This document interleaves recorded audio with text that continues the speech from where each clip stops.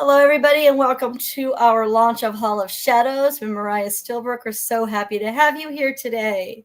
Hello. We are coming to you on YouTube and on our Facebook page. So if you have any comments, please put them on. We should be able to see comments from both places.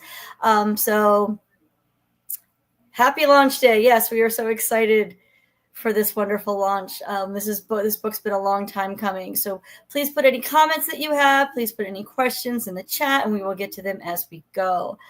So, Mariah, this is your third book with us, and it's also very different than the other two. So I like how you're one of our authors that does branch out into slightly different genres.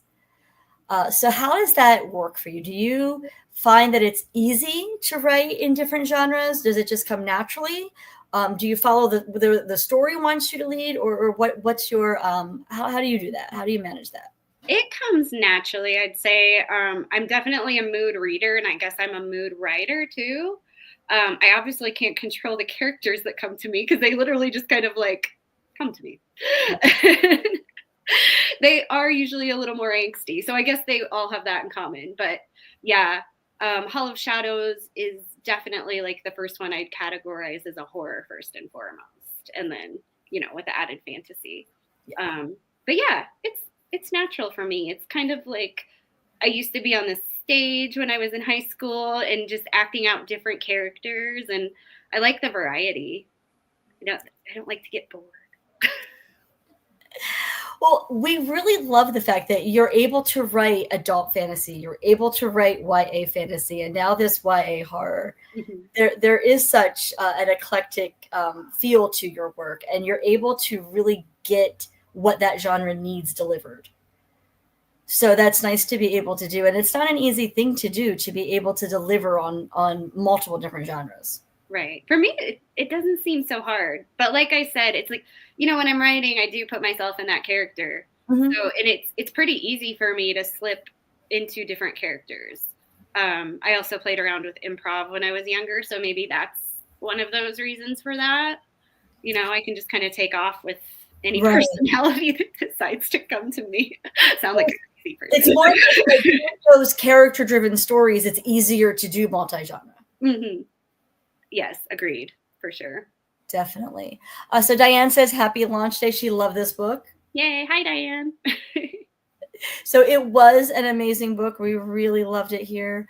So we're really glad that we got to put it out in the world. Can you show us the cover of the book? I absolutely can. I've got my beautiful hardcover here. Oh, it is gorgeous. Look at that. It is so pretty. I almost cried when I opened it. Oh.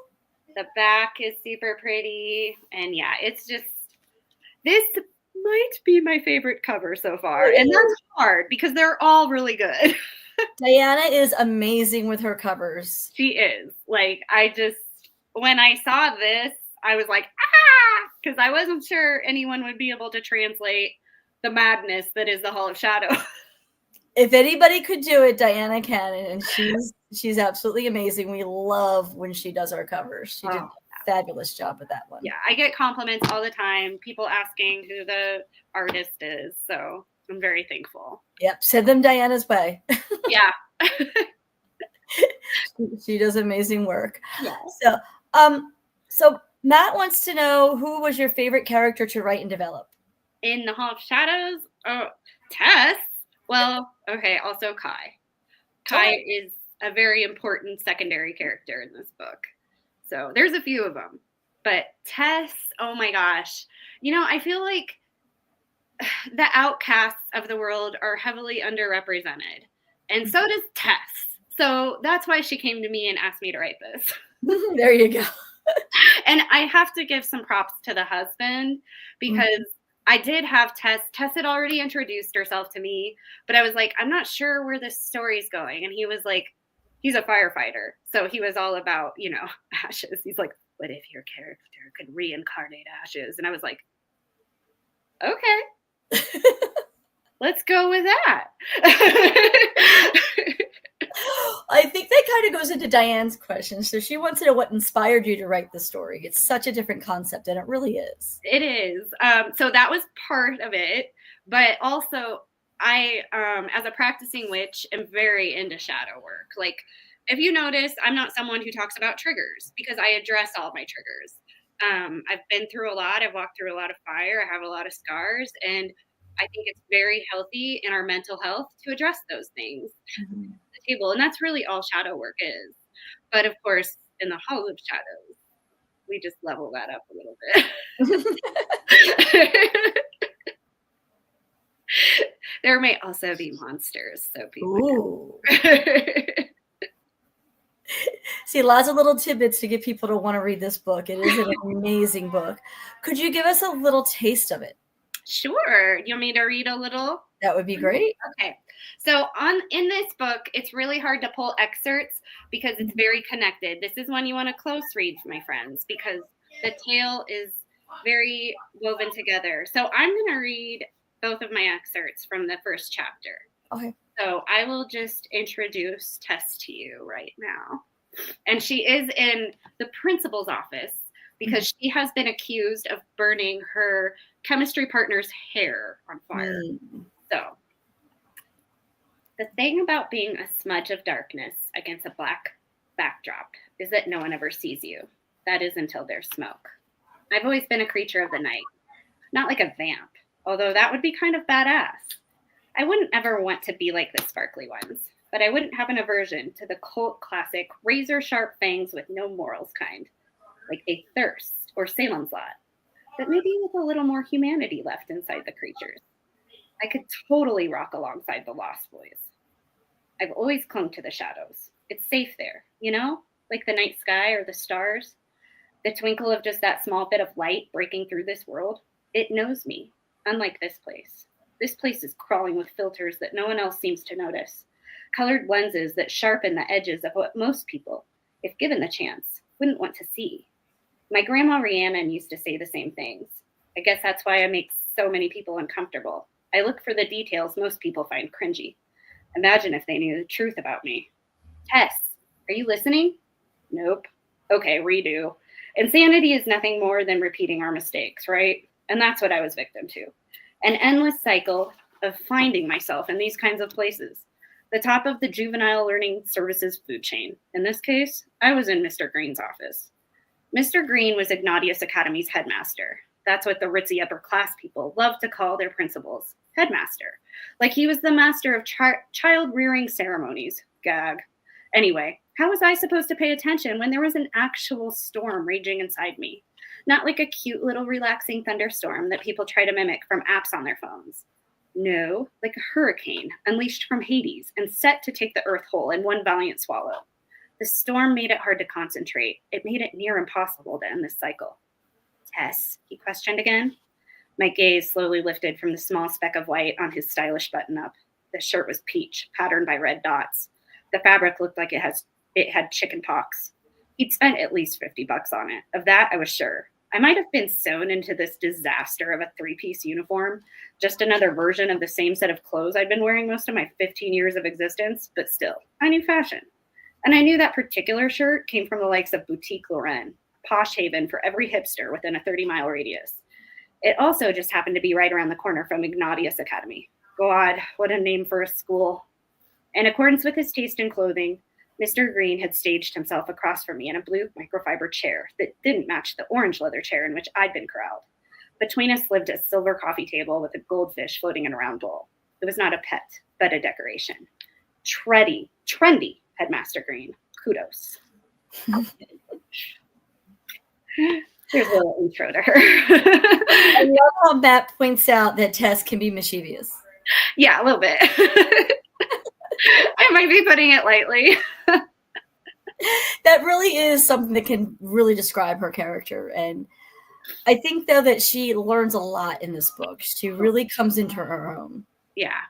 She starts out just pretty much annoyed and frustrated and sad because she has lost part of her family that means a lot to her. And she's bullied at school and nobody, values her worth. Well, they do, but she doesn't know that. She'll find that out. Of the 3 books that we've published so far, did you find one was easier to write or you enjoyed writing more? Oh my gosh, I think I like them all equally, love them all equally.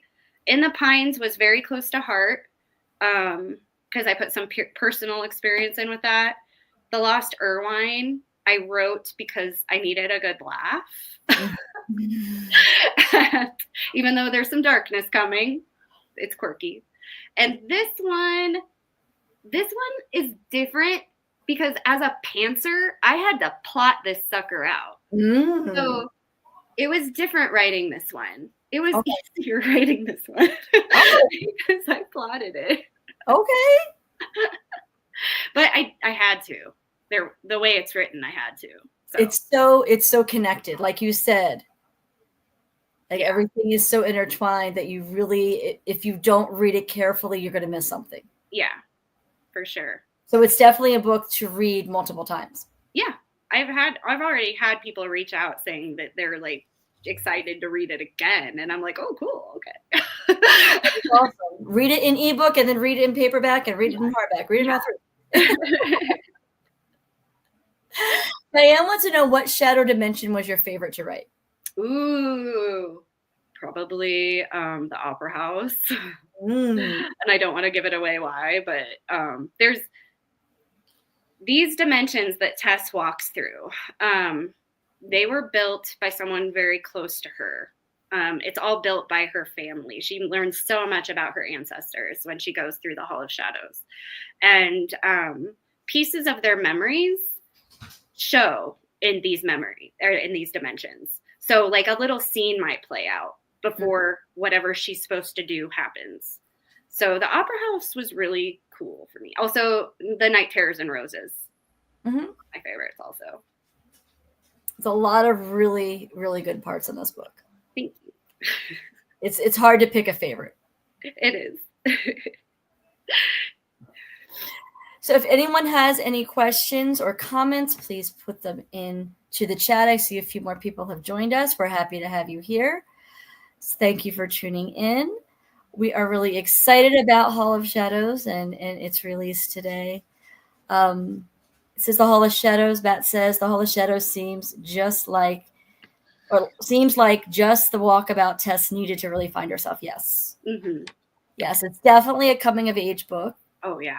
And a lot of YA books tend to lean that way, but I think she finds more than just herself. She finds her family. She finds her history. She does.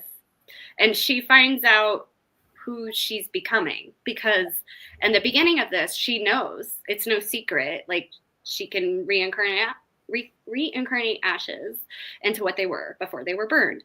And she has no idea why. And she will find out why. And she never would have ever guessed. Yes. What she is.